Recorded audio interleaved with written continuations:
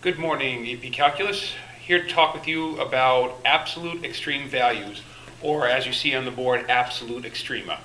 So what we're dealing with now is similar to the max and min that we were talking about before. Before we had the relative max, relative min. Okay, those are known as relative extreme values or relative extrema.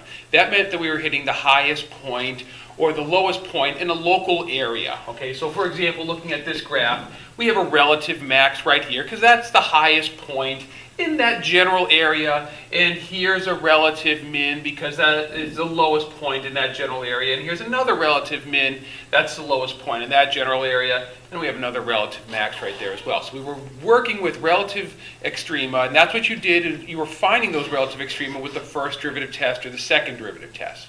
Okay, what you're also responsible for is finding the absolute extrema. Now, absolute extrema, now what we're talking about, absolute means most definite, like just all out. We're talking about everything. So you want to think superlatives, okay? And a superlative is something that has an est suffix, okay?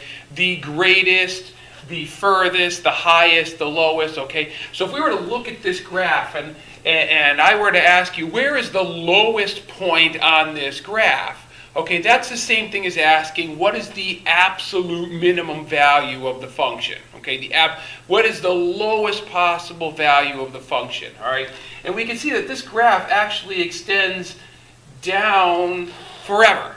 Okay, so there actually is no absolute extreme or absolute minimum value of this function when we're talking about a domain of all real numbers. Okay, we can't quantify because this goes on forever. At the same point, we can't get an absolute maximum value because this function will increase forever as x gets larger and larger.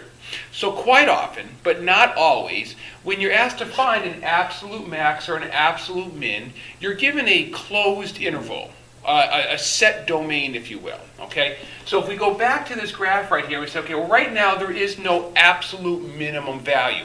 However, what if we were to start looking at the point x equals a and finish looking at the point x equals b right here? Okay, so now what we're doing is we're restricting our domain, which means that we don't care about the graph anywhere to the left of a or to the right of b. We're only interested in that middle portion of the graph.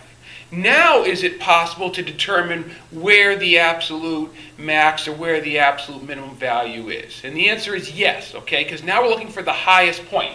So starting here, all right, we want to find the highest point. Well, obviously that's a possibility. And then we drop, and then we go up again. This might be a possibility as well. And we can see clearly from the graph that this relative at max is larger than that one.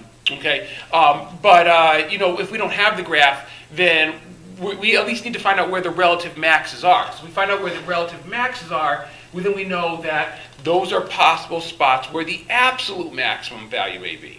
Okay, same thing for looking for the absolute min. Well, we would want to check out the two relative mins and see which one is lower.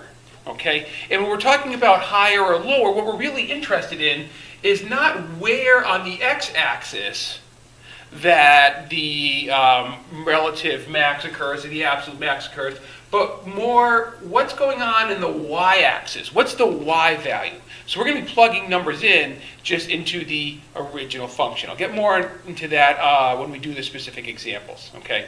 As far as right now is concerned, this is just an introductory video, so a couple of things to look at.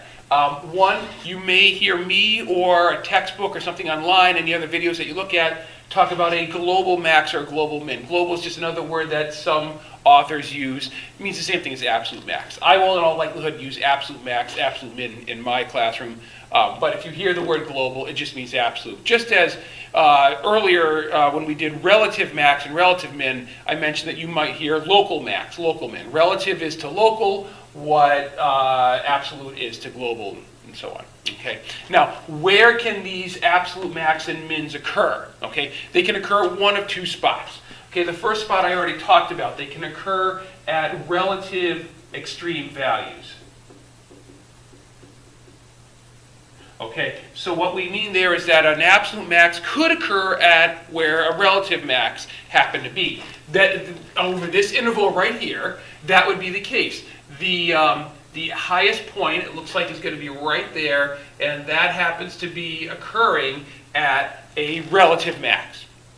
Okay. However, if we were to modify where B is located, I'm going to do that. I'm going to move B over just a touch to right there. Okay, and if I move B over right there, now I've got that, that's the end of my interval. And if I compare, I got up this high, and now I drop down, and then I get up again, and I drop down again, and now when I go up, my finger actually hits the end of the interval way up there.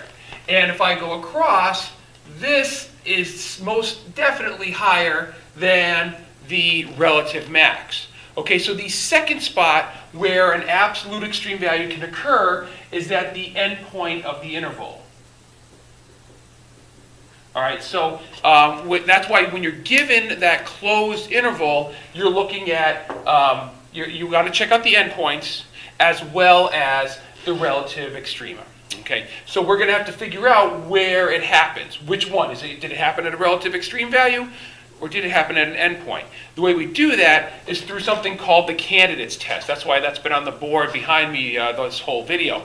Candidates test is your final test, if you will. We had first derivative test, concavity test, and we had second derivative test. The candidates test right here, that's going to help us determine where the absolute max or the absolute min is, and also what is the absolute maximum value, what is the absolute minimum value. And that will go through with a couple more videos giving you specific examples.